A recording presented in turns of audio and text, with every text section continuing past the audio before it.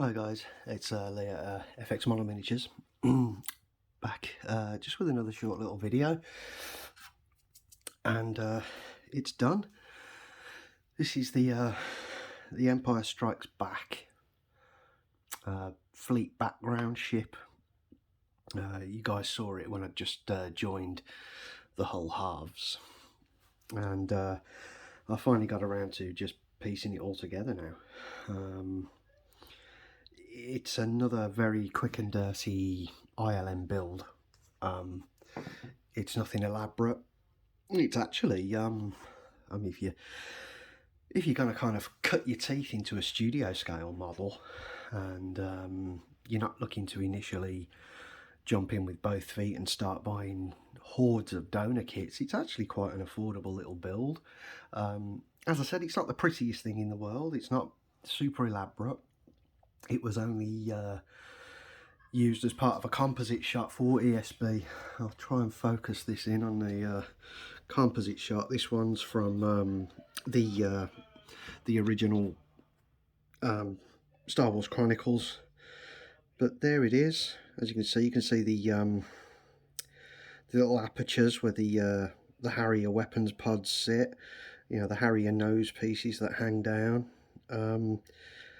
So yeah, there it is. The weirdest thing, you know, I mean, before I'd even seen this, I thought it was saucer shaped. Every time I looked at that image in the Chronicles, I thought this thing was like some kind of Star Trek looking saucer, just because of the angle the composite photo was taken.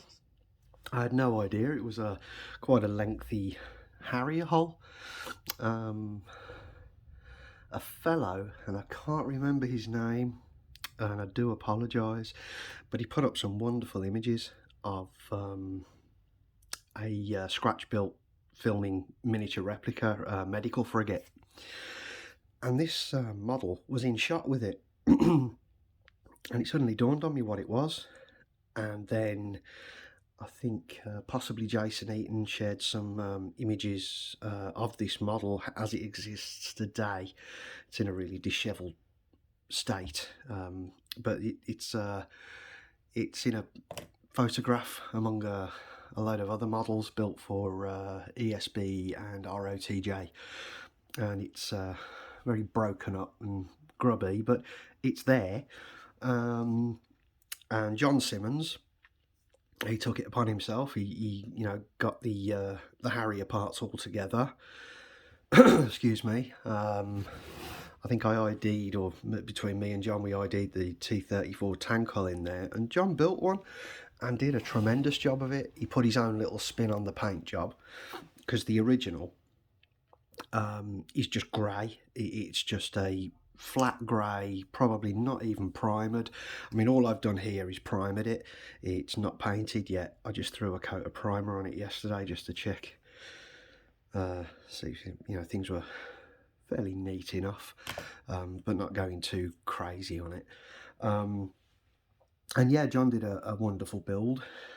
Lee Stringer then followed suit. He did another build, and then another fellow, Olaf Roney, he also built one, following John's ethics of the you know, just dressing up the paint job somewhat. John put some nicely coloured panels and then subdued them with misting. But yeah, a few have been built now, and it's quite a fun little thing. You know, it's got quite a funky profile about it. You know, I've kind of gone my own way with this one. There's a couple of little bits I've swapped out myself, and the one thing you do need to do, which is just artistic license, you know, builder's free reign, is the engine bay. Now, on the prop as it sits today, there's nothing in here, and I don't know if there ever was. You know, it was only ever shot from the front at a distance, so maybe no engines were ever placed into this. I'm not sure, but I just took a few Saturn V parts, some ABS tubing. I think this was a Harrier drop tank, and yeah, just, I didn't go overboard. I didn't go crazy. I created this little spire at the back here. You know, as I said, guys, it was just for fun. You know, we don't know it's there. We can't see it in the shot. But this kind of ended a little too abruptly for me, so I just dressed it up there and just did a different take on the engine area as compared to John and Lee. Just something a little, you know, just to keep it a little bit different. But yeah, quite a few of these were built as dirty builds. You know, there's one that's heavily based on the Tamiya Vosper with I think it was a short Sunderland wing. I built that one some time ago, but yeah, I didn't like it, so that one got moved on. But there are various others of these just very simple objects that were shot on camera. You know, it's quite amazing what you can do with just a few simple model kit parts and good photography and the effects that can be had from it. I mean, obviously this wouldn't stand up to a really close hero pass, which is something I think is very different in Star Wars. I've been watching a little bit of Battlestar Galactica on TV of late, and I find myself IDing all the parts on the the close-up shots of the Galactica and the Galactica shuttle and whatnot, and yeah, it's really strange how those parts seem to stand out so much in that show. Yeah, if you watch Star Wars, it's a lot harder to actually depict the model kit parts. You know, so it was just, I mean, Galactica's just out there on a level of amazing, model, practical filming, model building.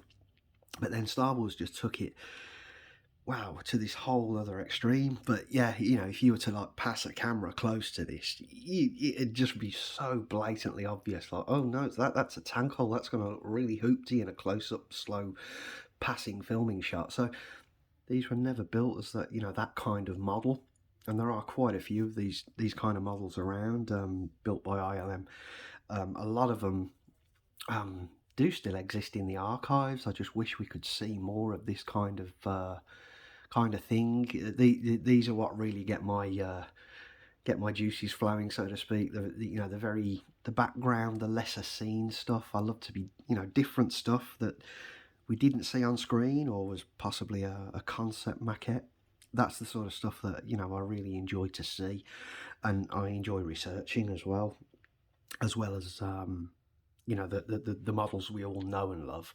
It's sometimes nice to really get your hands dirty on stuff we rarely ever see, and it opens your eyes. It really does on what they were. I mean, some years ago I ID'd, a few of us, we were IDing the probe droid pods, and yeah, I can't tell you how many years I'd freeze frame those on VHS to try and see what they were, and sometimes a little bit of the magic's lost when you finally get to ID them and then build them. They're still awesome, they're beautiful, but yeah, the quick and dirty builds, they're a Marmite sort of model. They're not for everyone, but I find them pretty fun. Some of them are awesome, and some of them are, it's not something I want on display. But I think this one will look pretty nice on display, to be honest. I'm still not sure what to do in regards to paint. I haven't even decided on a base colour yet, to be honest. I'm not really sure. Maybe something very, very light grey, and I want to kind of try and incorporate some pink into this. I've never used the ArchiveX Pink Raw, which is a lovely tone. It's used on Slave 1, used on the Rebel Transport. There's quite a bit of pink on the Rebel Transport, so looking at the Transport, the design of the paint on that, I might try pull something off in that mode, very subtle. Give it a grander sense of scale. I love to look forward to taking photographs of these things, and just trying to get almost like a VFX pass, you know, something that would appear in maybe a publication. So I want to try and give this in its paint job just as much scale as I possibly can, so I can take some maybe close-up cool shots down the down the engine bay close in, and just see how much scale I can give it. It'd be yeah, quite fun to see how it would look. Yeah, but yeah, as for dirty builds, I've got nothing else planned as such. I'm more looking to some concept stuff at the moment. Yeah, I'm really enjoying looking at a lot of the artwork, so maybe some more concept work. Been looking at